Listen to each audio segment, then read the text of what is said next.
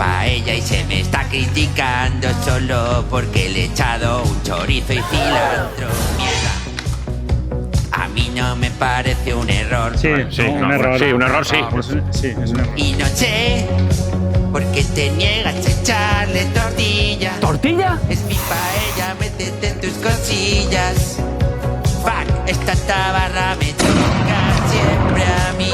Él me dice que así no es valenciana. Métete el garrafo por retaguardia. Yo le digo que no es fácil es prepararme una super paella.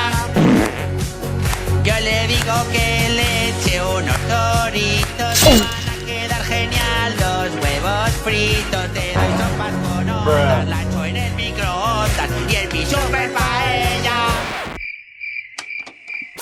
Pollastre con pimiento y tomaqueta, bachoqueta, garrofo y arroz de la Albufera. Americans, anglesos, europeos y latinos.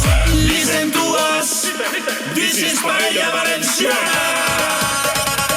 No more chorizo de paella. Marrana, New York el brunch es l'esmorzar.